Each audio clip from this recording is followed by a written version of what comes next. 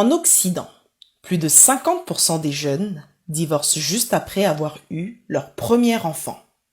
L'Occident a innové dans plusieurs domaines technologiques, mais a lamentablement échoué sur le sujet du mariage. Partagé entre la parole de Dieu et l'influence des mœurs occidentales, les jeunes chrétiens qui vivent en Europe ou en Amérique ne savent plus à quel saint se vouer.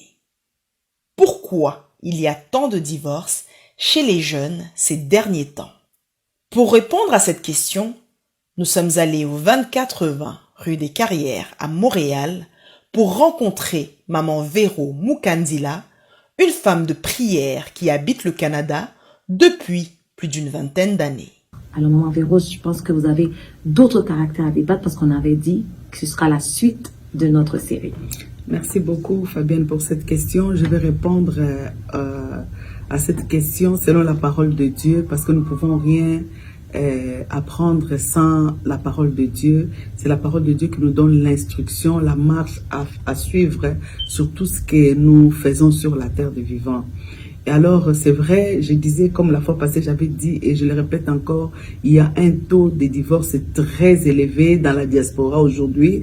Et j'insiste, comme la fois passée, j'avais dit que c'est surtout la base. D'abord, la compréhension du mariage. Les jeunes qui viennent du pays, qui rentrent ici, ils n'ont pas cette notion de connaître d'abord le mariage, c'est quoi. Le mariage, c'est tellement important que si on n'a pas des bases, la connaissance de l'importance du mariage, on va échouer dans ce qu'on va faire. Et quand les jeunes rentrent, nous voyons qu'ils n'ont pas cette base-là. C'est vrai, on n'accuse pas les gens, mais quand les jeunes sortent du pays, c'est surtout pour étudier, c'est surtout pour se chercher l'avenir, l'emploi et tout. Et les parents, même l'église, le préparent pour l'épanouissement de là où ils vont.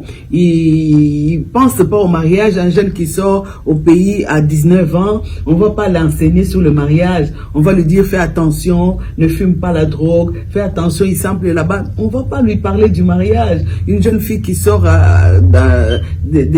comment on appelle ça, du secondaire, qui va étudier à l'université, on va pas l'enseigner à ce qui concerne le mariage, parce qu'on ne sait même pas combien de temps il vivra là-bas. Peut-être qu'il y a des gens qui sortent avec l'idée d'étudier et de retourner travailler, investir dans l'investissement des parents et quoi que ce soit.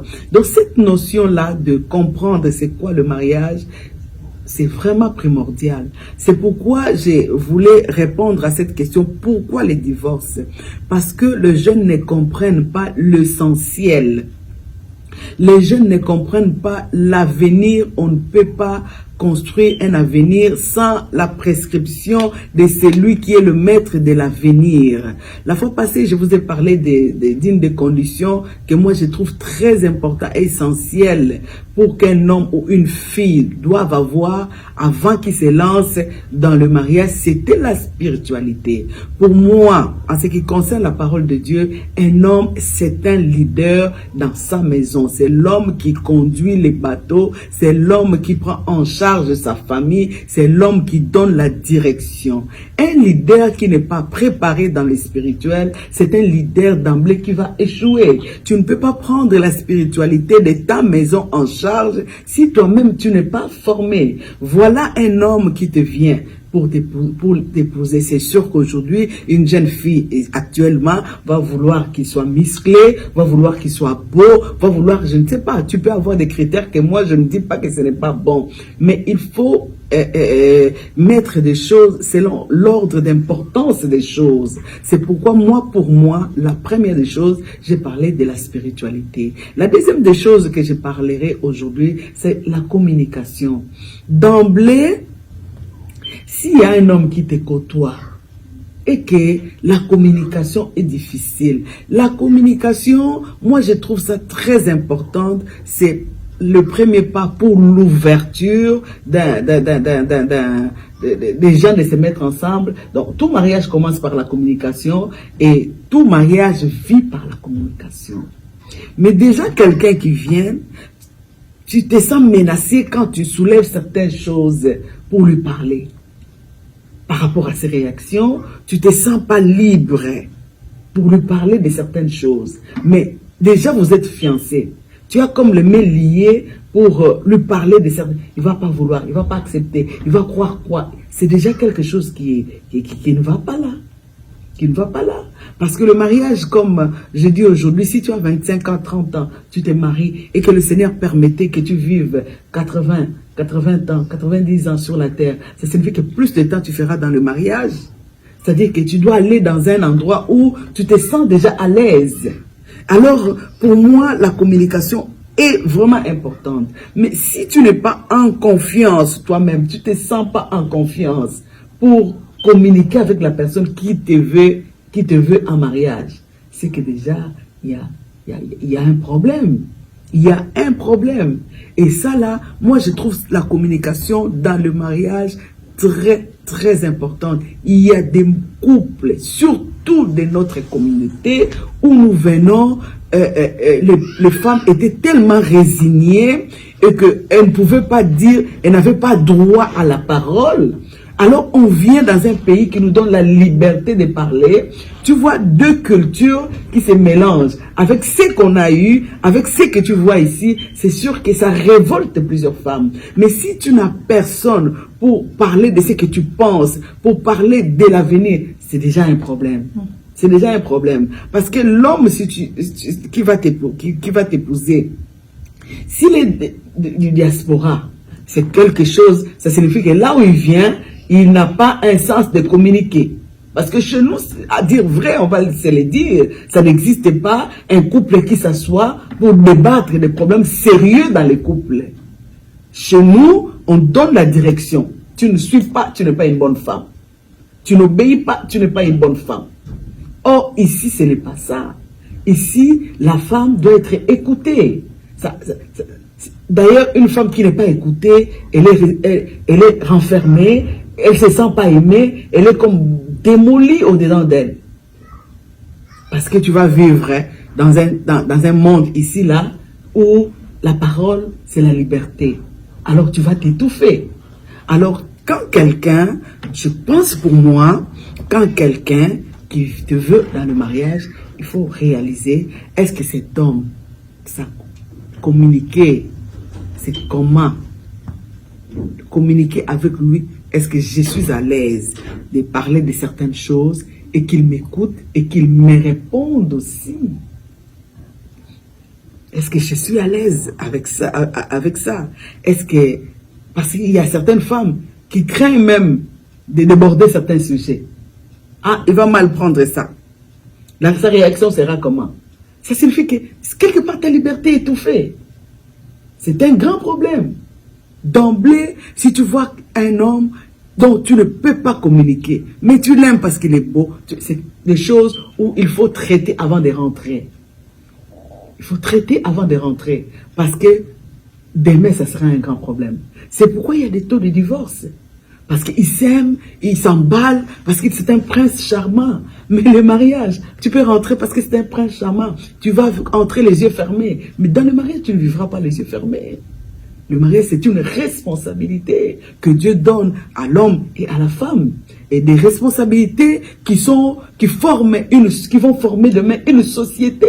Parce que vous allez fonder une famille. Une famille, c'est l'église. Et l'église, c'est une société. Alors, ces bases-là, quand les jeunes n'ont pas ces bases-là, c'est déjà quelque chose. Et dans le foyer maintenant, quand vous allez vivre la réalité des choses, c'est là où, non, moi je prends mes valises. C'est là où, non, moi je fais ma vie ailleurs. Ce sont pour moi des choses qui sont très importantes. Une bonne communication dans le mariage, s'il n'y en a pas, c'est un futur qui est vraiment pénible. Et ça, il faut se le dire, je ne sais pas, dans d'autres cultures, mais comme en Afrique, le noir, les mariages, il n'y a pas de communication.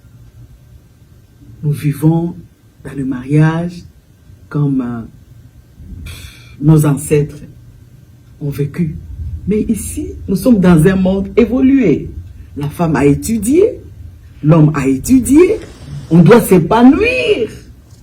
Et s'il n'y a pas de communication, l'épanouissement dans les couples, ce sera difficile. C'est pourquoi vraiment je conseille aux jeunes filles qui veulent se lancer dans le mariage de prendre en considération cette caractéristique. Et pour nos jeunes femmes déjà mariées, il n'y a rien qui est trop tard. Dieu est le réparateur. S'il n'y a pas une bonne communication, on peut aller voir celui qui est capable de rendre possible l'impossible dans la prière. Et je pense qu'il va nous exaucer, il va rétablir des choses pour que lui soit glorifié. Que Dieu vous bénisse, je vous remercie. Donc, les mamans, écoutez, nous voulons juste vous encourager pour ce grand événement qui aura lieu du 20 au 22 décembre ici à CCPV Montréal de 19h à 21h avec notre grande oratrice, maman Véronique Mukandila, femme pleine de gloire. Donc, Rafeko, comme on l'a dit par moi, par d'autres aussi de mes sœurs qui sont déjà passées, Rafeko, c'est le rassemblement des femmes combattantes. Et le thème, c'est la première édition de cet événement. Le thème que nous allons exploiter, c'est l'exploit d'une femme contribue à l'accomplissement de la promesse. Donc, ça va être des moments où nous allons beaucoup prier. Il y aura un grand partage, il y aura de l'enseignement, nous allons communier dans la fraternité, nous allons partager un repas.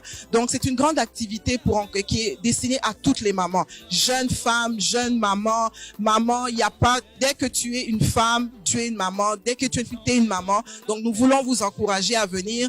Nous voulons aussi vous donner l'adresse. Ça va se faire donc à CCPV Montréal, au 2420 rue des Carrières à Montréal. Donc, n'hésitez pas, nous vous attendons à grand nombre à ce grand événement. Donc, si vous avez des problèmes de transport, n'hésitez pas, il y a un numéro qui va défiler. Appelez-nous, ça nous fera un grand plaisir de pouvoir vous soutenir dans le transport parce que nous voulons que vous soyez ici en grand nombre. Donc, que Dieu vous bénisse abondamment et on vous entend en grand nombre à cet événement. Alléluia.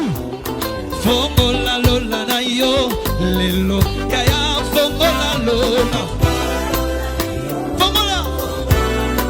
fongola lola Yesu samambie fongola lola tomona bilemo lola na yo Yesu Alléluia yoko kisabilaka na yo Alléluia. Yo, Kokisabila.